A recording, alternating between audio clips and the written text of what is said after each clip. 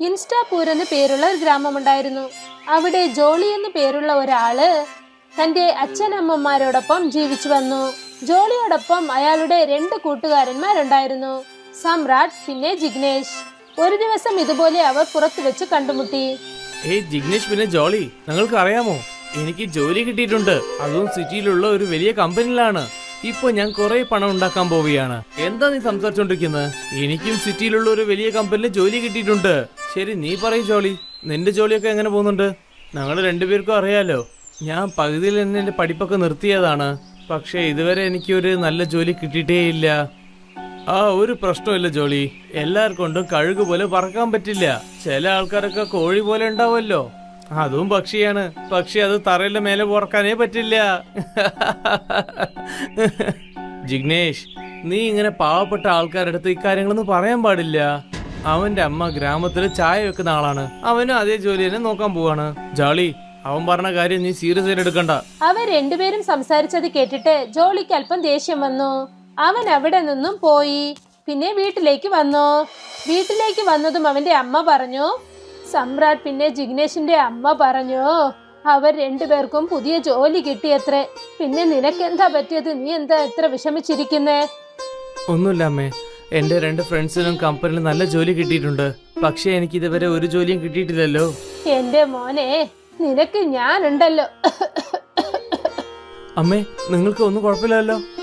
ഒന്നുമില്ല മോനെ, എനിക്ക് സുഖമാണ്. നീ ഒന്നുകൊണ്ട് വിഷമിക്കണ്ട, ഞാനുണ്ടല്ലോ. ഞാൻ വളരെ നന്നായിട്ട് ചായ വ്യാപാരം നോക്കുന്നു. ജോളിയുടെ അമ്മ ചുമച്ച് മയങ്ങി താഴേക്ക് വീണു. ജോളി ഗ്രാമത്തിലെ ഡോക്ടറെ വീട്ടിലേക്ക് വരുത്തി. അവർ ജോളിയുടെ അമ്മയെ ചികിത്സിച്ചു.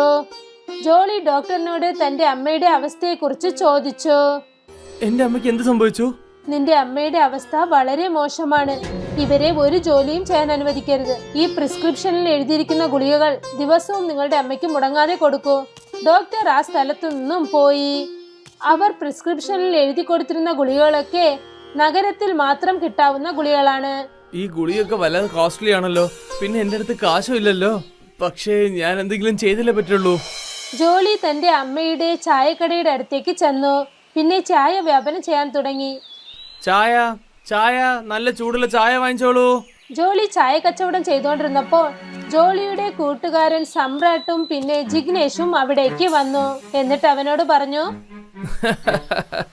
എടാ എന്താ ഇത്, നീ ചായ വിൽക്കാനും തുടങ്ങിയോ? നിനക്ക് കുറച്ചും പോലും നാണമില്ലടാ. നീ ഇന്നും കുറച്ച് കഷ്ടപ്പെട്ടിട്ടുണ്ടെങ്കിൽ നിനക്കൊരു ജോലിയെങ്കിലും കിട്ടിയിട്ടുണ്ടാവും. ജോളി ദേഷ്യത്തോടെ ജിഗ്നേഷിന് എന്തു മറുപടി പറഞ്ഞെന്നാൽ, കഷ്ടപ്പെടണമെങ്കിൽ എന്താ നീ പറയുന്നത്? ചായ വിൽക്കുന്നവർ എന്താ കഷ്ടപ്പെടുന്നില്ലേ? എന്റെ അമ്മയ്ക്ക് സുഖമില്ല, എന്നാലും നിങ്ങൾ രണ്ടുപേരുടെ അടുത്ത് ഞാൻ കാശ് ചോദിക്കാൻ വന്നിരുന്നോ? വന്നിട്ടില്ലല്ലോ. എടാ എന്തിനാ നീ ചൂടാവുന്നത്? ഞങ്ങൾ നിന്റെ അടുത്ത് എന്താ പറയുന്നത് വെച്ചാൽ, ഞങ്ങൾ എപ്പോഴും നഗരത്തിലേക്ക് പോവുകയാണ്. ശരി ജോളി, ഞങ്ങൾ പോവുകയാണ്. നീ ഇവിടെ ചായ തന്നെ വിറ്റിക്കോ. രണ്ടുപേരും വീണ്ടും ഒരു വട്ടം ജോളിയെ കളിയാക്കിയിട്ട് അവിടെ നിന്നും പോയി. ജോളിക്ക് ആ ചായക്കടയിൽ ശരിക്കും വ്യാപാരം നടന്നില്ല. പിന്നെ അവന്റെ കയ്യിലും ഒട്ടും കാശില്ല.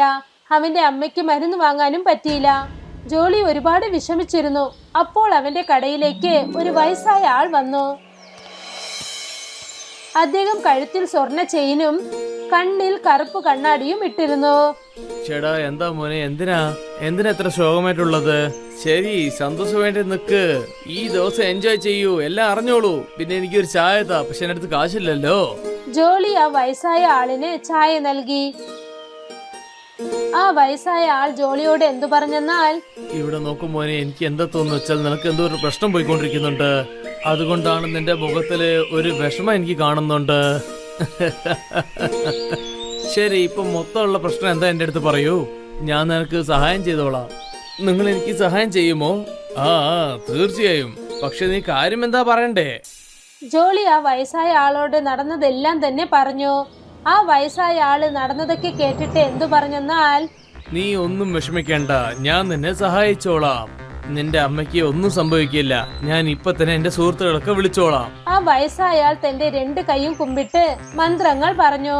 അസ്തല പിസ്തല, എന്റെ ഫ്രണ്ട്സ് എവിടെ ഉണ്ടെങ്കിലും അവർ പെട്ടെന്ന് തന്നെ ഇങ്ങോട്ട് വന്നേക്കണം. അസ്തല പിസ്തല.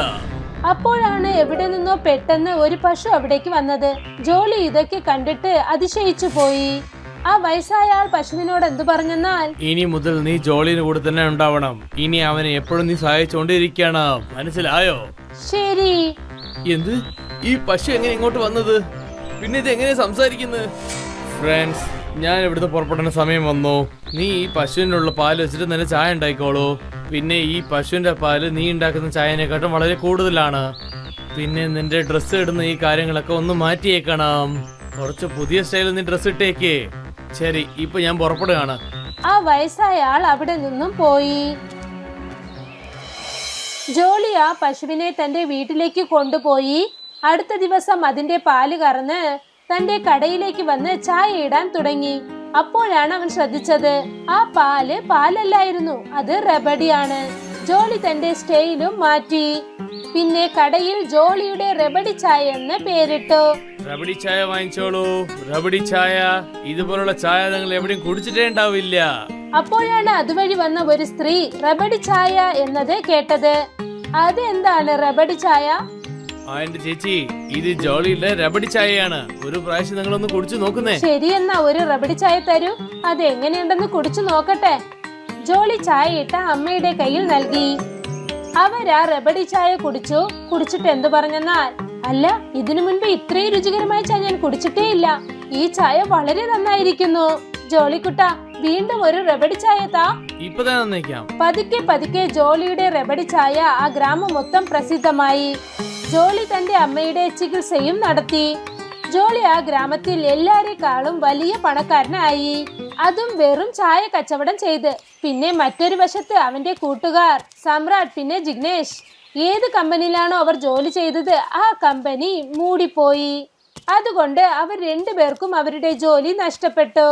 പിന്നെ അവർ രണ്ടുപേരും തിരികെ അവരുടെ ഗ്രാമത്തിലേക്ക് തന്നെ വന്നു. ഗ്രാമത്തിലേക്ക് വന്നതും തന്നെ അവർ രണ്ടുപേരും മാറി മാറി പറഞ്ഞു, ചേടാ, എനിക്ക് വലിയ പ്രശ്നം തന്നെ ആയടാ. ഇപ്പൊ നമുക്ക് ആരടാ ജോലി തരിക? എത്രയോ കഷ്ടപ്പെട്ടിട്ടാണ് ഈ ജോലി കിട്ടിയത്. എല്ലാ കഷ്ടം ഇങ്ങനെ വീണായിട്ട് പോയല്ലോ. ശരി, വാ, പാവം, നമുക്ക് ആ ജോളിനടുത്ത് പോയി ചായ കുടിച്ചേക്കാം. നമുക്ക് അവന്റെ സ്ഥിതി കണ്ടാൽ നമുക്ക് കുറച്ച് സമാധാനങ്ങളുണ്ടാവും. സമ്രാട്ടും ജിഗ്നേഷും രണ്ടുപേരും ജോളിയുടെ കടയിലേക്ക് ചായ കുടിക്കാനായി ചെന്നു. അവിടെ ചെന്ന് അവർ നോക്കിയപ്പോൾ ജോളിയുടെ കട വളരെ വലുതായിരുന്നു. രണ്ടുപേരും സ്തംഭിച്ചു പോയി നിന്നു. പിന്നെ ജോളിയോട് ചെന്ന് അവർ എന്തു പറഞ്ഞെന്നാൽ, എടാ ജോളി, നിന്റെ ചായ കടന്ത ഇത്രയും വലുതായിട്ടുണ്ടല്ലോ. സത്യം പറ, നിനക്ക് ഇത്രയും കാശ് എവിടുന്നാണ് വന്നിരിക്കുന്നത്? എന്തിനാ അങ്ങനെ ചോദിക്കുന്നത്? നിങ്ങൾ എന്താണ് വിചാരിച്ചത്? ഒരു ചായ കടക്കാരൻ ചായ വിറ്റിട്ട് പണക്കാരനാവാൻ പറ്റില്ലേ? ഇത് എല്ലാ കാര്യവും ഞാൻ ചായ വിറ്റിട്ടാണ് ഉണ്ടാക്കിയത്. സമ്രാട്ടിന്റെയും ജിഗ്നേഷിന്റെയും മനസ്സിൽ ജോളിയുടെ ഈ അവസ്ഥ കണ്ടിട്ട് അസൂയ തോന്നാൻ തുടങ്ങി. ജോളി അവർക്ക് റബഡി ചായ ഇട്ട് കൊടുത്തു. രണ്ടുപേരും റബഡി ചായ കുടിച്ചു. അത് കുടിച്ചതും സമ്രാട്ട് ജോളിയോട് പറഞ്ഞു, ജോളി, ഞാൻ ഈ റബഡി ചായ കുടിച്ചിട്ടേ ഇല്ല. പിന്നെ ഒരു മുഴു വിശ്വാസത്തോടെ ഞാൻ നിന്റെ അടുത്ത് ഒരു കാര്യം പറയാം. പിന്നെ ഇതിനെക്കാട്ടും ഒരു നല്ല ചായ ലോകത്തിലെ വേറെ എവിടെയും ഞാൻ കുടിച്ചിട്ടില്ല. ഓ, ഇത് കുടിച്ചതിന് ശേഷം മനസ്സിന് വളരെ നിമ്മതിയായിട്ടുണ്ട്. ജോളി, ഞങ്ങൾ നിന്റെ പഴയ ഫ്രണ്ട്സ് ആണ്.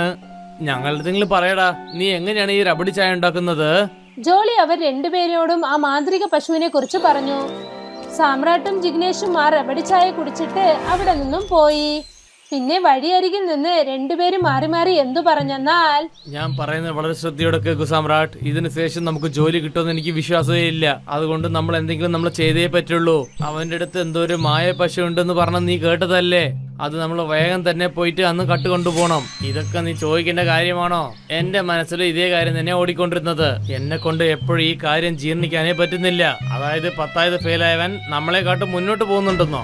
ഇന്ന് രാത്രി തന്നെ അവൻ കെട്ടിവെച്ചിരിക്കുന്ന അവന്റെ പശുവിന്റെ അടുത്ത് പോയിട്ട് അവന്റെ പശു നമുക്ക് മോഷ്ടിച്ചു കൊണ്ടുപോവാം. രണ്ടുപേരും ആ പശുവിനെ മോഷ്ടിക്കണമെന്നുള്ള ഗൂഢാലോചന മെനഞ്ഞു. രാത്രിയായി. സമ്രാട്ടും ജിഗ്നേഷും രണ്ടുപേരും ജോളിയുടെ പശുത്തൊഴുത്തിലേക്ക് ചെന്നു. അവിടെ ആ മാന്ത്രിക പശു ഉറങ്ങുകയായിരുന്നു. നോക്ക്, ആ പശു എവിടെയാണ് ഉള്ളത്? അതാണ് ഇങ്ങനെ റബഡി പോലെ പാല് കൊടുക്കുന്നത്. ജിഗ്നേഷ് മുൻപോട്ട് ചെന്നു. പിന്നെ കെട്ടിയിട്ടിരുന്ന ആ പശുവിന്റെ കയറഴിച്ച് ആ പശുവിനെ വലിച്ചു കൊണ്ടുപോകാൻ തുടങ്ങി. അപ്പോഴാണ് അത് ഉറക്കത്തിൽ നിന്നും എണീറ്റത്. അവർ രണ്ടുപേരെയും നോക്കി എന്തു പറഞ്ഞെന്നാൽ, എത്ര ധൈര്യമുണ്ടെങ്കിൽ നിങ്ങൾ രണ്ടുപേരും എന്നെ വന്ന് മോഷ്ടിക്കും. രണ്ടുപേരും ഞെട്ടിപ്പോയി. നിന്നെ കൊണ്ട് സംസാരിക്കാൻ പറ്റുമോ? ഇത് എങ്ങനെയാണ് സംഭവിച്ചത്? ആകാശത്താണ് കാറ്റാടി പറക്കുന്നത്. പക്ഷെ കയറ് താഴെയുള്ള മനുഷ്യന്റെ കയ്യിലാണ് ഉള്ളത്. മനുഷ്യന്റെ കയ്യിൽ നിന്നും ആ കയറ് വിട്ടുപോയാൽ ആ കാറ്റാടി കയറ് പൊട്ടി ആകാശത്ത് അങ്ങോട്ടും ഇങ്ങോട്ടും ചുറ്റാൻ തുടങ്ങും. പിന്നെ അത് താഴേക്ക് വീഴും. നിങ്ങൾ ആ പൊട്ടിയ കാറ്റാടിയെ പോലെയാണ്. പിന്നെ ജോളി ആ കയറ് വെച്ചിരിക്കുന്ന ആള് പോലെയാണ്. ഞങ്ങളോട് ക്ഷമിക്കണം. ഞങ്ങൾ രണ്ടുപേരും ജോലി വിട്ട് പുറത്താക്കിയതാണ്. അതുകൊണ്ടാണ് ഞങ്ങൾ രണ്ടുപേരും നിന്നെ മോഷ്ടിക്കാൻ വേണ്ടി ഇങ്ങോട്ട് വന്നത്. ഞങ്ങൾ നിന്നെ മോഷ്ടിച്ചിട്ട് ഞങ്ങളുടെ റെമഡി ചായ കട തുടങ്ങാന്ന് വിചാരിച്ചു. ഞങ്ങളോട് ക്ഷമിക്കണം. അവർ രണ്ടുപേരും സംസാരിച്ചുകൊണ്ടിരുന്നപ്പോൾ പുറകിൽ നിന്നും ജോളി വന്നു. പിന്നെ അവരോട് അവൻ പറഞ്ഞു, നിങ്ങൾ സംസാരിക്കുന്നതെല്ലാം ഞാൻ കേട്ടിട്ടുണ്ട്. ഒരു പക്ഷേ നിങ്ങളെ ജോലി വിട്ടിട്ട് അവർ പുറത്താക്കിയിട്ടുണ്ടെങ്കിൽ നിങ്ങൾ എന്തിനാ കാര്യം എന്റെ അടുത്ത് പറയാത്തത്? ഞാൻ പറയുന്നത് ശ്രദ്ധയോടെ കേൾക്കൂ. എന്തായാലും ഫ്രണ്ട്സ് എത്ര വലിയ മനുഷ്യന്മാരായിട്ട് മാറിയാലും ഫ്രണ്ട്സ് ആയിട്ടേ കാണുള്ളൂ. മനസ്സിലായോ സാമ്രാട്ട് ജിഗ്നേഷ്? ഞങ്ങളോട് ക്ഷമിക്കണം ജോളി. ഞങ്ങൾ നിന്നെ വളരെ ചെറുതായിട്ടാ വിചാരിച്ചത്. ഞങ്ങളൊന്ന് സഹായിക്കൂ ജോളി. ഞങ്ങളടുത്താണെങ്കിൽ ഒരു ജോലിയും ഇല്ല. ഇത്രയേ ഉള്ളൂ കാര്യം. ശരി, വരൂ. നാളെ രാവിലെ തൊട്ട് എന്റെ കടയിൽ എന്നെ വന്നേക്ക്. ജോളി സമ്രാട്ടിനെയും ജിഗ്നേഷിനെയും തന്റെ കടയിൽ ജോലിക്ക് നിർത്തി. അവർ രണ്ടുപേർക്കും അവർ ജോലി ചെയ്ത കമ്പനിയിൽ കൊടുത്ത ശമ്പളത്തിനേക്കാളും അധികം നൽകി. ജഗദീഷിന് റെയിൽവേ സ്റ്റേഷനിൽ ബേൽപൂരി വിൽക്കുന്ന ഒരു കടയുണ്ടായിരുന്നു. അവിടെ വരുന്ന യാത്രക്കാർ വളരെ സന്തോഷത്തോടെ ജഗദീഷിന്റെ കടയിൽ ആഹാരം കഴിക്കും. എല്ലാം നല്ല രീതിയിൽ പോയിക്കൊണ്ടിരുന്നു. അദ്ദേഹം ദിവസവും സന്തോഷത്തോടെ വീട്ടിലേക്ക് വരും. ദിവസവും കിട്ടുന്ന വരുമാനം ഭാര്യയുടെ കയ്യിൽ കൊടുക്കും. ഇതേപോലെ എപ്പോഴും നടന്നിട്ടുണ്ടാവും സവിത. നമുക്ക് വേഗം പുതിയ വീട് വാങ്ങാൻ പറ്റും. എല്ലാം ദൈവത്തിന്റെ കൃപ. നിങ്ങളുടെ വായിൽ പഞ്ചസാര ഇടണം. ദൈവം ഇതുപോലെ എന്നും നമ്മളെ ആശീർവദിക്കട്ടെ. അച്ഛാ, എനിക്ക് ആ വീട്ടിലെ തനിച്ച റൂം വേണം. പിന്നെ എനിക്കും. തീർച്ചയായും. കുറച്ചു മാസങ്ങൾക്ക് ശേഷം ജഗദീഷിന്റെ വണ്ടിക്കടയിലേക്ക് പോലീസ് വന്നു. നിന്റെ വണ്ടി ഇല്ലീഗലാണ്. നീ ഇപ്പൊ ഞങ്ങളുടെ കൂടെ സ്റ്റേഷനിലേക്ക് വരേണ്ടി വരും. സർ, ഞാൻ പല വർഷമായിട്ട് ഇവിടെ വണ്ടിക്കട വെച്ചിട്ടുണ്ട്. അതൊന്നും എനിക്ക് അറിയില്ല. ഇപ്പൊ ഞങ്ങളുടെ കൂടെ പോലീസ് സ്റ്റേഷനിലേക്ക് വാ. ജഗദീഷ് പോലീസ് സ്റ്റേഷനിലേക്ക് ചെന്നു. ഇൻസ്പെക്ടർ അവനെ വാൺ ചെയ്തു. വേഗമായിട്ട് അവിടെ നിന്ന് എന്റെ വണ്ടി എടുത്ത് മാറ്റിക്കോ. ഇല്ലെങ്കിൽ ഇല്ലീഗലായിട്ട് കട നടത്തിയെന്ന് പറഞ്ഞിട്ട് നിന്നെ ജയിലിലിടും. നിനക്ക് മനസ്സിലായോ? പക്ഷെ സർ, ഞാൻ എവിടെ പോവാനാ? അതൊന്നും എനിക്കറിയില്ല. എത്ര പെട്ടെന്ന് പോവാൻ പറ്റുമോ വേഗം വിട്ടോ. നീ കേട്ടോ? ഇൻസ്പെക്ടർ പറഞ്ഞത് കേട്ടിട്ട് ജഗദീഷ് പേടിച്ചു പോയി. അവൻ നേരെ തന്റെ വീട്ടിലേക്ക് പോയി തന്റെ ഭാര്യയോട് നടന്നതൊക്കെ പറഞ്ഞു. ഇനി നമ്മൾ എങ്ങോട്ട് പോവാനാ? നമുക്ക് എന്ത് ചെയ്യാൻ പറ്റും? നിങ്ങൾ ഒന്നിനും പേടിക്കണ്ട. ദൈവം തീർച്ചയായും നമ്മളെ സഹായിക്കും. നമുക്ക് തീർച്ചയായും ഏതെങ്കിലും ഒരു വഴി കിട്ടും. ഇപ്പൊ എനിക്ക് അവിശ്വാസം മാത്രമേ ഉള്ളൂ. ഞാൻ കുറച്ചു നേരത്തിൽ തിരിച്ചു വരാം. ജഗദീഷ് തന്റെ വീട്ടിൽ നിന്നും തിരിച്ചു തന്റെ വണ്ടിക്കടയെ കുറിച്ച് ആലോചിച്ചുകൊണ്ടേ വന്നു. ഇപ്പൊ ഞാൻ എന്ത് ചെയ്യാനാ? ഇപ്പൊ ഞാൻ എന്റെ കട എവിടെ ഇടും? എന്നെ കൊണ്ട് എന്റെ കുടുംബത്തിന് മര്യാദയ്ക്ക് ഭക്ഷണം ഇടാൻ വെക്കാൻ പറ്റുമോ? എന്റെ ദൈവമേ. ഇങ്ങനെ ആലോചിച്ച് ജഗദീഷ് ഒരുപാട് വിഷമത്തിലായിരുന്നു. അവൻ പോകുന്ന വഴി അവൻ ശ്രദ്ധിച്ചതേയില്ല. അവന്റെ പുറകിൽ വന്ന ട്രക്കിന്റെ ഹോറൻ പോലും അവന്റെ കാതിൽ കേട്ടില്ല. ട്രക്ക് അവനെ ചെന്ന് ഇടിച്ചു. ആ ട്രക്ക് ജഗദീഷിനെ ഇടിച്ചു. ജഗദീഷിനെ പെട്ടെന്ന് ഹോസ്പിറ്റലിൽ കൊണ്ടുപോയി അഡ്മിറ്റ് ചെയ്തു. പക്ഷേ രക്തം ഒരുപാട് പോയതുകൊണ്ട് അവനെ രക്ഷിക്കാൻ പറ്റിയില്ല.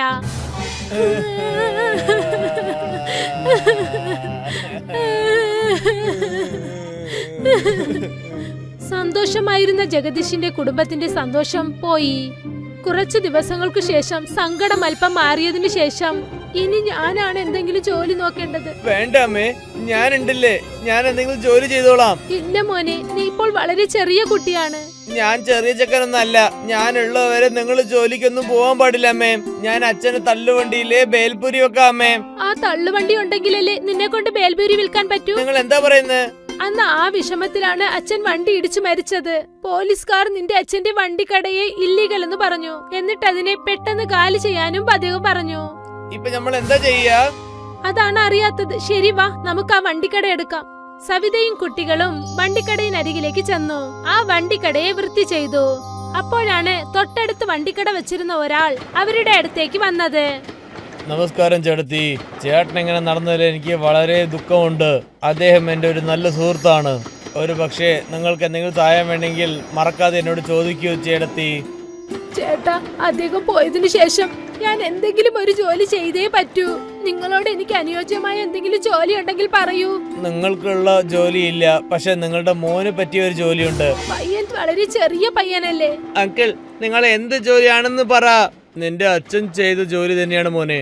നീ ട്രെയിനിന്റെ ഉള്ളിൽ പോയി ചുറ്റി ചുറ്റി ബേൽപൂരി വെക്കണം. അതിലും നല്ല വ്യാപാരവും ഉണ്ട്. പിന്നെ കട വെക്കുന്ന പ്രശ്നം ഉണ്ടാവില്ലല്ലോ. പക്ഷേ നിന്നെ കൊണ്ട് ഈ ജോലി ചെയ്യാൻ പറ്റുമോ? ആ, തീർച്ചയായും. പക്ഷെ മോനെ, നീ വളരെ ചെറിയ കുട്ടിയാണ്. പിന്നെ നീ സ്കൂളിലേക്ക് പോകണ്ടേ? അമ്മേ, ഞാൻ സ്കൂളിലും പോവും, ഇവിടെ ജോലിയും ഞാൻ ചെയ്യും. നിങ്ങൾ എന്നെ പറ്റി വിഷമിക്കണ്ട അമ്മേ. രാമിന് ഇപ്പോൾ ഒരു വഴി കിട്ടി. അടുത്ത ദിവസം മുതൽ അവൻ തലയിൽ കൂടയുമായി പുറപ്പെട്ടു. ബേൽ ബേൽ വാങ്ങിച്ചോളൂ, ബേൽ ബേൽപൂരി വന്ന് വാങ്ങിച്ചോളൂ, ബേൽപൂരി വരൂ വരൂ. യാത്ര ചെയ്യുന്ന യാത്രക്കാർക്ക് രാമിന്റെ ബേൽ ഒരുപാട് ഇഷ്ടപ്പെട്ടു. പതുക്കെ പതുക്കെ അവന്റെ വ്യാപാരം വളർന്നു.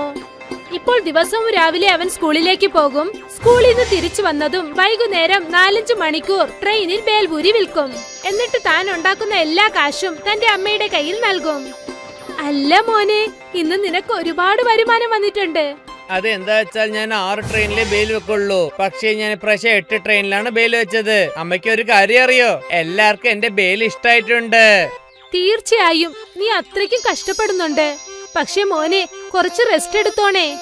അത് ഞാൻ ദിവസം ഉറങ്ങുന്നുണ്ടല്ലോ അമ്മേ. ഞാൻ പറയുന്നത് എന്തെന്നാൽ, എപ്പോഴെങ്കിലും നിന്റെ കൂട്ടുകാരോട് കളിക്കാൻ പോ.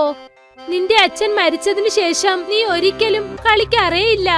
അമ്മേ, ഞാനിപ്പോ വലിയവനായി, എനിക്ക് കളിക്കാനുള്ള നേരൊന്നും ആവശ്യമില്ല. ഇങ്ങനെ വർഷങ്ങൾ കടന്നുപോയി. ഇപ്പോൾ രാം സ്കൂളിൽ നിന്നും കോളേജിലേക്ക് പോയി. ഒരു ദിവസം അവൻ ട്രെയിനിൽ ബേൽ വിറ്റുകൊണ്ടിരുന്നു. അവന്റെ കോളേജിലെ ചില ചെറുക്കന്മാർ അവനെ അവിടെ വെച്ച് കണ്ടു. ഇവൻ നമ്മൾ കോളേജിൽ പഠിക്കുന്ന ചെക്കനല്ലേ? ഇവൻ ബേൽപൂരി വെക്കുകയാണല്ലേ? ഇവനെ പോലെ ആൾക്കാർക്കൊക്കെയാണോ ഈ ഒരു കോളേജിൽ അഡ്മിഷൻ തരുന്നത്? ആ പയ്യന്മാർ രാമിനെ കളിയാക്കി. പക്ഷെ അവർ സംസാരിക്കുന്നത് റാം വലിയ കാര്യമാക്കിയില്ല. റാം ഈ ജോലി ചെയ്യുന്നത് കൊണ്ടാണ് അവന്റെ കുടുംബം നടത്താൻ പറ്റിയത്. അവന്റെ അനിയത്തി കവിത കോളേജിൽ പഠിക്കുന്നു. അവൻ സന്തോഷത്തോടെയാണ്. അമ്മേ, ഇതാമേ കവിതയ്ക്കുള്ള കോളേജ് ഫീസാണ്. പിന്നെ ഈ പണം അവൾക്ക് പുതിയ ഡ്രസ്സ് വാങ്ങാനും. പിന്നെ നിങ്ങളും വാങ്ങിച്ചോളൂ, അവൾക്ക് പിറന്നാൾ വരുന്നുണ്ടല്ലോ. ശരി മോനെ. രാമിന്റെ സന്തോഷം അവന്റെ കുടുംബത്തിന്റെ സന്തോഷമാണ്. 1 വർഷത്തിനു ശേഷം രാമിന് MBA കോളേജിൽ അഡ്മിഷൻ കിട്ടി. ഇന്ന് അവൻ വളരെ സന്തോഷത്തോടെയാണ്. ഞാൻ എന്ത് ചെയ്താലും ശരിയമ്മേ, ഇന്ന് എന്റെ സ്വപ്നം നിറവേറാൻ പോവുകയാണ് അമ്മേ. തീർച്ചയായിട്ടും മോനെ, ദൈവം എപ്പോഴും നിന്നോടൊപ്പം ഉണ്ട് മോനെ. നീ എപ്പോഴും സന്തോഷത്തോടെ ആയിരിക്കും. രാം MBA പഠിക്കുമ്പോൾ പോലും ട്രെയിനിൽ ബേൽ വിൽക്കുന്നത് അവൻ വിട്ടില്ല. പിന്നെ കുറച്ചു ദിവസത്തിനകം രാമിന്റെ MBA പഠിത്തം തീർന്നു. പിന്നെ തന്റെ അനിയത്തിയും പഠിത്തം പൂർത്തിയാക്കി. അമ്മേ, ഞാൻ എന്റെ ഇപ്പൊ ബിസിനസ് തുടങ്ങാൻ പോവുകയാണ്. എന്ത് ബിസിനസ് ആണ് മോനെ? Tea and tiffin. എന്താ മോനെ പറയുന്നേ? അമ്മേ, ടീ ടിഫൻ ബിസിനസ് കാണാൻ ചെറുതായിരിക്കും, പക്ഷെ അതൊരു വലിയ ബൂമിംഗ് ബിസിനസ് ആണ് അമ്മേ. അതിൽ നന്നായിട്ട് കാശുണ്ടാക്കാൻ പറ്റും. എന്റെ ആഗ്രഹം എന്താ വെച്ചാൽ ഇതുപോലെ കുറെ ഫുഡ് ചെയിൻ പാർട്ട്നേഴ്സ് ഉണ്ടാക്കണം, എല്ലാ സ്ഥലത്തും ഉണ്ടാവണം. തീർച്ചയായും മോനെ. സവിതയും രാമിനെ സഹായിച്ചു. പിന്നെ അവരെല്ലാരും കൂടി അവരുടെ ആദ്യത്തെ ടീ ടിഫൻ കട സ്റ്റാർട്ട് ചെയ്തു. പിന്നെ രാമിന്റെ ആലോചന വളരെ ശരിയായിരുന്നു. ആ കടയിലേക്ക് ഒരുപാട് ആൾക്കാർ വരാൻ തുടങ്ങി. അവന്റെ ടിഫന്റെ ക്വാണ്ടിറ്റി അധികമായി. കുറച്ചു മാസങ്ങൾക്ക് ശേഷം അമ്മേ, ഇപ്പോൾ എന്റെ അടുത്ത് 5 ലക്ഷം രൂപ ഉണ്ട്. ഇപ്പൊ എന്നെ കൊണ്ട് എനിക്ക് പുതിയ 2 സ്റ്റാൾ ഓപ്പൺ ചെയ്യാൻ പറ്റും. പിന്നെ എന്തിനാ സമയം കളയുന്നത്? റാം വീണ്ടും 2 സ്റ്റാൾ ഓപ്പൺ ചെയ്തു. ഒന്ന് റെയിൽവേ സ്റ്റേഷനിൽ, പിന്നെ ഒന്ന് മാർക്കറ്റിൽ. ഒരുപാട് കസ്റ്റമർ ഉള്ള സ്ഥലത്ത് അവന്റെ ടീ ടിഫൻ കട നന്നായിട്ട് പോയി. ഇപ്പോൾ ഓരോ സ്ഥലത്തും കസ്റ്റമേഴ്സ് കൂട്ടത്തോടെ വരാൻ തുടങ്ങി. 2 വർഷത്തിനകം തന്നെ രാമിന്റെ ടീ ടിഫൻ ചായക്കട 25 മാറി. അവന്റെ ഫോട്ടോസ് ന്യൂസ് പേപ്പറിൽ വരാൻ തുടങ്ങി. അമ്മേ, നോക്കൂ, ചേട്ടന്റെ ഫോട്ടോ പേപ്പറിൽ വന്നിരിക്കുന്നു. മോനെ, നീ ഇന്ന് എനിക്ക് പ്രശംസ നേടി തന്നിരിക്കുന്നു. ഈ പേരും എല്ലാം അമ്മയ്ക്കാണ് പോയി ചേരുക. എനിക്കല്ല മോനെ, ഇതിന്റെ അവകാശം നിനക്കും നിന്റെ പ്രയത്നത്തിനുമാണ്. കളിക്കേണ്ട വയസ്സിൽ നീ ജോലി ചെയ്യേണ്ടി വന്നു. അമ്മേ, ഞാൻ എന്റെ ജീവിതത്തിൽ പഠിച്ച ഒറ്റപ്പാഠം ഇതാണ്. ഞാൻ വ്യാപാരം പ്രാക്ടിക്കലായിട്ട് പഠിക്കാൻ തുടങ്ങി. അതുകൊണ്ട് എന്റെ ടീ കട വ്യാപാരം നല്ല ബിസിനസ് ആവാനും നല്ല വളർച്ചയും ഉണ്ടായി. ആ ദൈവത്തിന്റെ അനുഗ്രഹം കൊണ്ട് നീ ഒരുപാട് സാധിക്കണം. നീ എപ്പോഴും സന്തോഷമായിരിക്കണം. ആ വർഷം രാമിന് യങ്ങസ്റ്റ് എന്റർപ്രനർ അവാർഡ് കിട്ടി. അത് ശരി സർ, നിങ്ങളുടെ ഈ ടിഫിൻ സെന്റർ നിങ്ങൾക്ക് ചെറുതായിട്ട് തോന്നുന്നില്ലേ? ഇല്ല, ഏത് ബിസിനസ്സും ചെറുത് വലുതൊന്നുമില്ല. ഞാൻ ചെറുപ്പത്തില് ട്രെയിനില് ബേൽപൂരി ആയിരുന്നു വിറ്റോണ്ടിരുന്നത്. അതിന് മത്സരമായിട്ട് ഈ ബിസിനസ്സും വലിയ ബിസിനസ്സാണ് സർ. ഞങ്ങൾ കേട്ടിട്ടുണ്ട് നിങ്ങൾ MBA പഠിച്ചതും നിങ്ങളെ അനിയത്തി പഠിപ്പിച്ചതും വീട്ടിൽ ചെല്ലുമോ ഒക്കെ നിങ്ങളാണ് നോക്കുന്നതെന്ന്. അതെ സർ, ആ സമയത്ത് ഞങ്ങളെ നോക്കാനും ഭക്ഷണം തരാനും ആരുമില്ലായിരുന്നു. എന്റെ സിറ്റുവേഷൻ ആണ് കാരണം ഞാൻ ഇത്രയും വലിയ സക്സസ് ആവാനുള്ള കാരണം സർ. അന്ന് ചെറുപ്പത്തിൽ ഞാൻ ബേൽപൂരി വിൽക്കുന്നതിൽ എനിക്ക് ഒരു നാണവുമില്ലായിരുന്നു. അതുകൊണ്ടാണ് ഇന്ന് ഈ വലിയ റാം ഇവിടെ ഇരുന്ന് സംസാരിക്കുന്ന എനിക്ക് ഒരു നാണവുമില്ല. അമേസിംഗ്, എല്ലാരും കേട്ടില്ലേ? രാം പറയുന്നത് വളരെ ശരിയാണ്. ഏതൊരു ബിസിനസ്സും ചെറുത് വലുതൊന്നുമില്ല. റാമിന്റെ സക്സസിന്റെ കാര്യം അദ്ദേഹത്തിന്റെ സിറ്റുവേഷൻ ആണ്. അദ്ദേഹത്തിന്റെ പ്രശ്നം തന്നെ അദ്ദേഹത്തിന് വെല്ലുവിളിയായിട്ട് മാറ്റി അദ്ദേഹം വലിയ ആളായി കഴിഞ്ഞു. രമാകാന്ത് ഒരു ഡാബ ഓണറായിരുന്നു. അയാളുടെ ഡാബ ഹൈവേയിലുമായിരുന്നു. അതുകൊണ്ട് അവിടെ കസ്റ്റമേഴ്സിന്റെ ഒരു കൂട്ടം തന്നെ എപ്പോഴും ഉണ്ടായിരുന്നു. ചേട്ടാ, ഒരു ചോളപ്പൂരി, ഒരു പുലാവ്, ഒരു ദാൽ കിച്ചടി, കുറച്ച് വേഗം തരൂ. ആ ശരി ശരി, നിങ്ങൾ ഇരിക്കൂ. രമാകാന്ത് അദ്ദേഹത്തിന്റെ ഡാബയിൽ ഒരുപാട് സമയം ജോലി ചെയ്തുകൊണ്ടേയിരിക്കും. അങ്ങനെ രാത്രി ഒരുപാട് ലേറ്റായി വീട്ടിൽ പോയപ്പോൾ അയാളുടെ മകൾ നീലിമ അയാൾക്ക് വേണ്ടി കാത്തുനിന്നു. മോൾ ഇപ്പോഴും ഉറങ്ങിയില്ലേ? അച്ഛാ, അച്ഛൻ കഴിക്കുന്നതിന് മുൻപ് ഞാൻ എന്നെങ്കിലും ഉറങ്ങിയിട്ടുണ്ടോ? പറയേ. ഇതുവരെ അങ്ങനെയല്ല, ഇനി സംഭവിക്കാമല്ലോ. അതെന്താ അച്ഛാ? എന്തുകൊണ്ടെന്നാൽ ഞാൻ നിന്റെ വിവാഹത്തിനു വേണ്ടി ചെക്കനെ ആലോചിച്ചു. എന്താ അച്ഛാ, എനിക്ക് കല്യാണം ഒന്നും കഴിക്കണ്ട. എല്ലാ പെൺകുട്ടികളും ഇങ്ങനെ തന്നെയാ പറയുന്നത്. എന്നാൽ അമ്മായി അമ്മയുടെ വീട്ടിൽ പോയതും അവരുടെ അമ്മയും അച്ഛനെയും അങ്ങ് മറന്നു കളയും. അവരങ്ങനെ ചെയ്യുമായിരിക്കും, പക്ഷേ ഞാൻ അങ്ങനെയല്ല. അച്ഛാ, നമ്മളുടെ കൂടെ നിൽക്കുന്നത് പോലെ ഒരു പയ്യനെ അച്ഛൻ എനിക്ക് വേണ്ടി നോക്കിക്കൂടെ?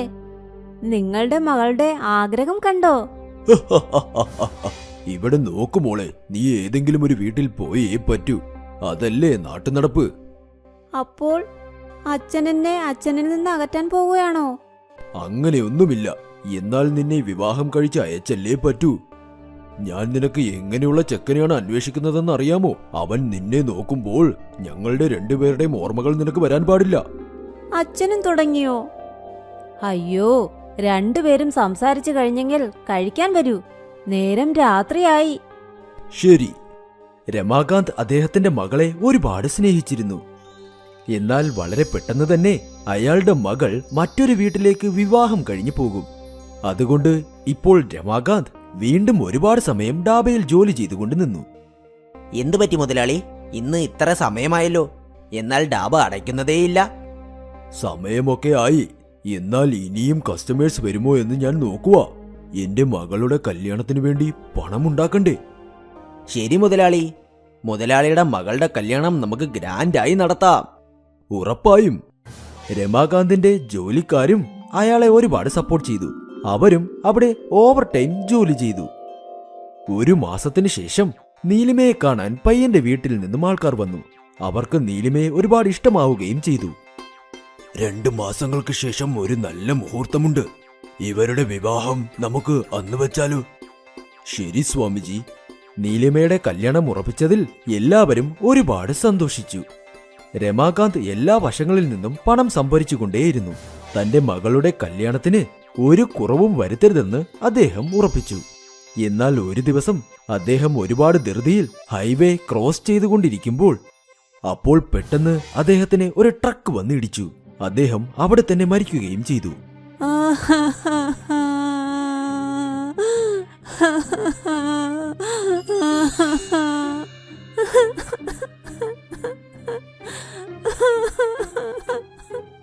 ഏത് വീട്ടിലാണോ കല്യാണം നടക്കേണ്ടത്, ഇപ്പോൾ ആ വീട്ടിൽ മരണം സംഭവിച്ചു. വീടിന്റെ ഗ്രഹനാഥൻ തന്നെ മരിച്ചു. ഇപ്പോൾ സരിതയ്ക്കും നീലമിക്കും ആരുമില്ല. കുറച്ചു നാളുകൾക്ക് ശേഷം കിഷോർ രമാകാന്തിന്റെ വീട്ടിലേക്ക് വന്നു. ആ പെങ്ങള്, നിങ്ങളുടെ ഭർത്താവ് എന്റെ കയ്യിൽ നിന്നും 2 ലക്ഷം രൂപ കടം വാങ്ങിയിരുന്നു. മകളുടെ കല്യാണത്തിന് വേണ്ടി. കല്യാണം കഴിയുമ്പോൾ തരാമെന്ന് പറഞ്ഞു. എന്നാൽ അദ്ദേഹം ഇപ്പോൾ ഇല്ലല്ലോ. അപ്പോൾ എന്റെ പണം ആര് തിരിച്ചു തരും? ചേട്ടാ, അദ്ദേഹം ഇതിനെക്കുറിച്ച് ഒന്നും സംസാരിച്ചിട്ടില്ല. അതൊന്നും എനിക്കറിയണ്ട. നിങ്ങൾ പറയൂ, എന്റെ പണം ആര് തിരിച്ചു തരുമെന്ന്. ഞാൻ തിരിച്ചു തരാം. എന്റെ അച്ഛന്റെ എല്ലാ കടവും ഞാൻ തീർക്കാം. നിങ്ങൾ എനിക്ക് വെറും 6 മാസം സമയം തന്നാൽ മതി. ശരി, എന്നാൽ ഞാൻ 6 മാസം കഴിയുമ്പോൾ തിരിച്ചു വരും. എന്നാൽ അതിനുള്ളിൽ പണം റെഡിയാക്കി വെച്ചോളൂ. സരിത തലയിൽ കൈവച്ച് ഇരുന്നു.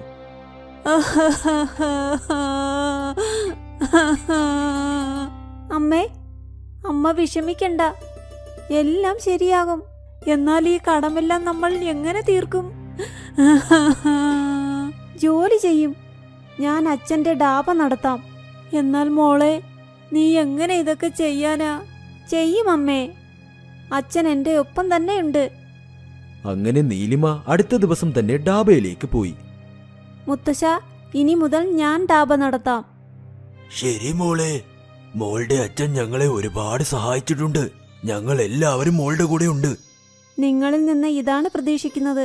ഡാബയിൽ വണ്ടികൾ നിൽക്കാൻ തുടങ്ങി. ജനങ്ങൾ കഴിക്കാനും വന്നുകൊണ്ടിരുന്നു. നീലിമ എല്ലാവരുടെയും ഓർഡറും പിന്നെ പണവും വാങ്ങിയിരുന്നു. അവൾ പകൽ മുതൽ രാത്രി വരെ ഡാബ നോക്കി നടത്തി. ഡാബ അടയ്ക്കുന്ന സമയം നീലിമ പണം എത്ര കിട്ടിയെന്ന് നോക്കി. ഇന്ന് വെറും 3000 രൂപയെ കിട്ടിയുള്ളൂ. 1500 രൂപയേ ഉള്ളൂ ലാഭം. ഇങ്ങനെ തന്നെ പോയാൽ ഞാൻ കിഷോർ അമ്മാവന്റെ കടം എങ്ങനെ തീർക്കും? ദൈവമേ, എന്നെ സഹായിക്കൂ. ഇങ്ങനെ കുറെ നാളുകളായി നീലിമ കഷ്ടപ്പെട്ട് ജോലി നോക്കിക്കൊണ്ടേ നിന്നു. എന്നാൽ അവൾ സമ്പാദിക്കുന്ന ലാഭം വളരെ കുറവായിരുന്നു. അവളിപ്പോൾ ഒട്ടും സന്തോഷത്തിലേയല്ല. ഒരുപാട് ദിവസങ്ങൾ കടന്നുപോയി. ഒരു ദിവസം എല്ലാ ജോലിക്കാരും പുറപ്പെട്ടുപോയി. അപ്പോൾ നീലിമ ഡാബ ക്ലോസ് ചെയ്യാനും തുടങ്ങി. അപ്പോഴാണ് ഒരു വൃദ്ധനായ ഗുരു നീലിമയുടെ അടുത്തേക്ക് വന്നത്. നോക്കൂ മോളെ, ഞാൻ 2 ദിവസമായി പട്ടിണിയാണ്. കഴിക്കാൻ എന്തെങ്കിലും ഉണ്ടെങ്കിൽ തരാമോ? വരൂ, ഇരിക്കൂ. എന്നാൽ മോളെ, നിനക്ക് തരാനായി എന്റെ കയ്യിൽ പണമൊന്നുമില്ല. കുഴപ്പമില്ല. നീലിമ കിച്ചണിലേക്ക് പോയി. അവിടെ മെഴുക്കുവരട്ടിയുണ്ടായിരുന്നു, എന്നാൽ റൊട്ടിയില്ല. അവിടെ റൊട്ടിയുണ്ടാക്കാനുള്ള മാവുള്ളത് നീലിമ കണ്ടു. അവൾ ഉടനെ അടുപ്പ് കത്തിച്ച് ഒരു കലത്തിൽ 2 റൊട്ടികൾ ഉണ്ടാക്കിയെടുത്തു.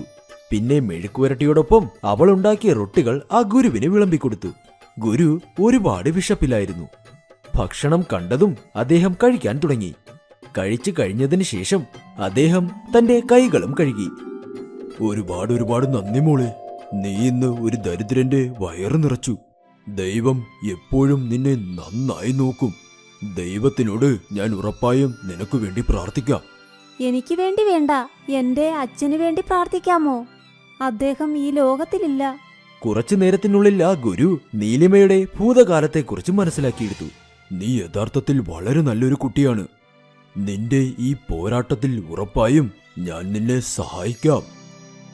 ഏതു പാത്രത്തിൽ നീ ഈ റൊട്ടി ഉണ്ടാക്കിയോ, ആ പാത്രം ഇന്നു മുതൽ ഒരു മാന്ത്രിക പാത്രമായി മാറും. ആരൊക്കെ നീ ആ പാത്രം കൊണ്ടുണ്ടാക്കി കൊടുത്ത റൊട്ടി കഴിക്കുന്നു, അവർ ഉറപ്പായും മറ്റൊരു റൊട്ടി കൂടെ കഴിക്കാതെ പോവുകയേയില്ല. അതിലൂടെ നിനക്ക് ഉറപ്പായും പല മടങ്ങ് പണവും സമ്പാദിക്കാൻ കഴിയും. ആ ഗുരു നീലിമയ്ക്ക് ആശീർവാദവും നൽകി അവിടെ നിന്നും പുറപ്പെട്ടു പോയി. അങ്ങനെ നീലിമ ഡാബയും ക്ലോസ് ചെയ്ത് വീട്ടിലേക്കും പോയി. അടുത്ത ദിവസം നീലിമ ഡാബ തുറന്നു. എപ്പോഴത്തെയും പോലെ കസ്റ്റമേഴ്സും വന്നു. ഒരു കസ്റ്റമർ കലം കൊണ്ടുള്ള റൊട്ടി ഓർഡർ ചെയ്തു. ഒരു കലം റൊട്ടി കൂടി. അയാൾ 2ാമത്തെ റൊട്ടിയും കഴിച്ചു. ഒരെണ്ണം കൂടി താമോളെ. അയ്യോ, എന്താ നീ 3ാമത്തെ കലം റൊട്ടിയാ ചോദിക്കുന്നത്? എന്ത് ചെയ്യാനാ, ഇതുവരെ ഞാൻ ഇത്രയും രുചിയുള്ള കലം റൊട്ടി കഴിച്ചിട്ടേയില്ല. നീയും കഴിച്ചു നോക്ക്. പിന്നെ എന്താ, ആരൊക്കെ കലം കൊണ്ടുള്ള റൊട്ടി ഓർഡർ ചെയ്തോ അവർ വീണ്ടും വീണ്ടും ഓർഡർ ചെയ്തുകൊണ്ടേയിരുന്നു. ദിവസം മുഴുവനും കലം കൊണ്ടുള്ള റൊട്ടി ഉണ്ടാക്കിക്കൊണ്ടേയിരുന്നു. രാത്രിയായപ്പോൾ നീലിമ പണം എത്ര വന്നെന്ന് നോക്കിയപ്പോൾ അവൾ ഷോക്കായിപ്പോയി. ഒരു ദിവസം കൊണ്ട് അവളുടെ ലാഭം 10 മടങ്ങായി മാറി. ഇന്നത്തെ ലാഭം 15000 രൂപയോ? അവൾ സന്തോഷത്തോടെ വീട്ടിലേക്ക് പോയി തന്റെ അമ്മയോട് എല്ലാ കാര്യവും പറഞ്ഞു. മോളെ, ഇതെങ്ങനെ സാധിച്ചു? അമ്മേ, ഇതെല്ലാം ആ ഗുരുവിന്റെ ആശീർവാദമാ. അദ്ദേഹത്തിന്റെ ആശീർവാദത്താൽ ആ കലം മാന്ത്രിക കലമായി മാറി. ഇനി അച്ഛന്റെ കടമെല്ലാം നമുക്ക് വേഗം അടയ്ക്കാം. ദൈവത്തിന് 1000 നന്ദി. നീലിമ ഇപ്പോൾ സന്തോഷത്തിലാണ്. അവൾ ഡാബയിൽ വളരെ സന്തോഷത്തോടെ ജോലി ചെയ്തു. 1 മാസത്തിന് ശേഷം കിഷോർ നീലിമയുടെ ഡാബയിലേക്ക് വന്നു. നോക്കുമോളെ, നിനക്ക് ഓർമ്മയില്ലേ? 1 മാസം ഇപ്പോൾ കഴിഞ്ഞു. ആ, ഓർമ്മയുണ്ട്. നീലിമ ടേബിളിൽ നിന്ന് 2 ലക്ഷം രൂപയെടുത്ത് അത് കിഷോറിന്റെ കയ്യിൽ ഏൽപ്പിച്ചു. ഇതാ നിങ്ങളുടെ പണം. ഇത്ര പെട്ടെന്നോ? മോളെ, ഇത്രയും പണം നീ എങ്ങനെ ഇത്ര വേഗം റെഡിയാക്കി? ദൈവത്തിന്റെ കൃപ കൊണ്ട്. നീലിമ കിഷോറിന്റെ ചെവിയിൽ അവളുടെ മാന്ത്രിക കലത്തിനെ കുറിച്ച് പറഞ്ഞു. അന്നു മുതൽ കച്ചവടം നന്നായി നടക്കുന്നുണ്ട്, വരുമാനവും കൂടിയിട്ടുണ്ട്. നല്ല കാര്യം. ഇനി വരുന്ന കാലം മോള് നന്നായി ജീവിക്കേ. എന്റെ ആശീർവാദം എപ്പോഴും നിന്നോടൊപ്പം ഉണ്ടായിരിക്കും. കിഷോർ നീലിമയെ ആശീർവദിച്ച് അവിടെ നിന്നും പോയി. എന്നാൽ അയാളുടെ മനസ്സിൽ അസൂയയുണ്ടായിരുന്നു. രാത്രി ഡാബ ക്ലോസ് ആയതിനു ശേഷം കിഷോർ ആ മാന്ത്രിക കലം കൈക്കലാക്കാൻ വേണ്ടി ഡാബയിലേക്ക് വന്നു. എന്നാൽ കിഷോർ ആ കലത്തിൽ തൊട്ട ഉടനെ കലം ചൂടാകാനായി തുടങ്ങി. ആ കലം അപ്പോൾ എത്ര ചൂടായെന്നാൽ അത് ചുമന്ന നിറത്തിലും മാറി. ഇതിൽ കിഷോറിന്റെ കൈയും പൊള്ളി. എന്റെ കയ്യ്, അയ്യോ എന്റെ കയ്യ്. ഉഫ്, ഉഫ്, ഉഫ്, ഉഫ്. കിഷോറിന് അവന്റെ അത്യാഗ്രഹത്തിനുള്ള ശിക്ഷ കിട്ടി. അവന് ആ മാന്ത്രിക റൊട്ടി കലവും കിട്ടിയില്ല, അതോടൊപ്പം അയാളുടെ കൈകളും പൊള്ളിപ്പോയി. അതുകൊണ്ട് നമ്മൾ ഒരിക്കലും അത്യാഗ്രഹപ്പെടാനേ പാടില്ല. ഷിംല എന്നൊരു നാട്ടിൽ സൂര്യ എന്നൊരു പയ്യനുണ്ടായിരുന്നു. സൂര്യയുടെ അച്ഛന് ഒരു ചായക്കടയുമുണ്ട്. അവൻ രാവിലെ അവരെ സഹായിച്ച് സ്കൂളിലേക്ക് പോകുമായിരുന്നു. എന്നാൽ സ്കൂളിൽ സൂര്യയോട് ആരും അങ്ങനെ സംസാരിക്കുകയില്ലായിരുന്നു. കാരണം അവൻ ഒരു ചായക്കടക്കാരന്റെ മകനല്ലേ. അവൻ എല്ലാവരുമായി സംസാരിക്കാൻ ശ്രമിച്ചിരുന്നു. പല ഫ്രണ്ട്സുകളുടെ ഗ്രൂപ്പിലും ചേരണമെന്നും ആഗ്രഹിച്ചു. എന്നാൽ ആരും അവനോട് സംസാരിച്ചതേയില്ല. അവൻ അതും മറികടന്ന് ആരോടെങ്കിലും സംസാരിക്കാൻ ശ്രമിച്ചാൽ എല്ലാവരും അവനെ കളിയാക്കുമായിരുന്നു. ഏയ്, ആരെങ്കിലും എന്റെ കൂടെ വീഡിയോ ഗെയിം കളിക്കുന്നോ? ഹാ, ഞാൻ കളിക്കാൻ വരാം. അയ്യേ, ഞാൻ ചായ ഉണ്ടാക്കാനല്ല ഗെയിം കളിക്കാനാ വിളിച്ചത്. നീ വരണ്ട. സൂരി ഒരുപാട് വേദനിച്ചിരുന്നു. അവൻ വീട്ടിലേക്ക് പോയതും മുഖം താഴ്ത്തി പിടിച്ചിരിക്കാൻ തുടങ്ങി. സൂര്യയുടെ അച്ഛൻ ഇതെല്ലാം ശ്രദ്ധിച്ച് അവന് വേണ്ടി കഴിക്കാൻ ഭക്ഷണം കൊണ്ടുവന്നു. ആ, എന്തു പറ്റി സൂരി? നീ നല്ല വിഷമത്തിലാണല്ലോ. ഇതാ കഴിക്ക്, നല്ല രുചിയുണ്ട്. അച്ഛാ, അച്ഛൻ എന്താ വേറെ ജോലിയൊന്നും നോക്കാത്തത്? അച്ഛന് ചെയ്യാൻ ഈ ഒരു ജോലി മാത്രമേ കിട്ടിയുള്ളൂ. ചായ കച്ചവടത്തിന് എന്താ കുഴപ്പം? ദിവസവും എല്ലാവർക്കും ഡിമാൻഡുള്ള സാധനമാണ്. ഇല്ല, എന്റെ ഫ്രണ്ട്സ് എല്ലാവരും എന്നെ കളിയാക്കുക. അവരെന്നെ കളിക്കാനൊന്നും ചേർക്കുന്നതേ ഇല്ല. മോൻ എന്താ കളിക്കേണ്ടത്? ഇപ്പോൾ തന്നെ കളിക്കാം. അച്ഛന്റെ കൂടെ ഇല്ല, എനിക്ക് അവരുടെ കൂടെ കളിക്കണം. ഇങ്ങനെ പറഞ്ഞ് അവൻ ഒന്നും കഴിക്കാതെ അവിടെ നിന്നും ഇറങ്ങിപ്പോയി. സൂര്യയുടെ അച്ഛനും സൂരി പറയുന്നത് കേട്ട് ഒരുപാട് വിഷമിച്ചു. കാരണം അദ്ദേഹം കാരണമാണ് സൂര്യയുടെ എല്ലാ ഫ്രണ്ട്സും സൂര്യയെ അവഗണിച്ചിരുന്നത്. അടുത്ത ദിവസം മുതൽ അദ്ദേഹം ചായ വിൽക്കുന്നതോടൊപ്പം വേറെ ഒരു ജോലിയും അന്വേഷിക്കുന്നുണ്ടായിരുന്നു. മറ്റൊരു വശത്ത് സൂര്യയുടെ സ്കൂളിൽ കുട്ടികളെ വെളിയിൽ ട്രിപ്പിന് കൊണ്ടുപോകാൻ പ്ലാൻ ചെയ്തുകൊണ്ടിരുന്നു. കുറച്ച് ദിവസങ്ങൾക്ക് ശേഷം നിങ്ങളെ എല്ലാവരെയും കാട്ടിലേക്ക് ട്രിപ്പിന് കൊണ്ടുപോകുന്നുണ്ട്. അതിന് എന്തൊക്കെയാണ് ആവശ്യം എല്ലാം പാക്ക് ചെയ്തോളൂ കേട്ടോ. കുട്ടികളെല്ലാവരും ഒരുപാട് സന്തോഷിച്ചു. സൂരി വീട്ടിലേക്ക് വന്നതും തന്റെ അച്ഛനോട് ഈ കാര്യം പറഞ്ഞു. അച്ഛാ, ഞങ്ങളുടെ സ്കൂളിൽ നിന്നും കാട്ടിലേക്ക് ട്രിപ്പിന് കൊണ്ടുപോകുക. എനിക്ക് ആവശ്യമുള്ള സാധനങ്ങളെല്ലാം പാക്ക് ചെയ്ത് തരൂ. ആ, കൊള്ളാമല്ലോ. അതെന്തായാലും നന്നായി. പോകുമ്പോൾ എന്തെങ്കിലും ഒരു പാത്രം നീ എടുത്തുകൊണ്ട് പോ. അവിടെ പോയി നിനക്ക് എന്തെങ്കിലും ഉണ്ടാക്കി കഴിക്കാം കേട്ടോ. ശരി അച്ഛാ, ഉറപ്പായും. പിന്നെ നിന്റെ അടുത്ത് വേറൊരു കാര്യം പറയണം.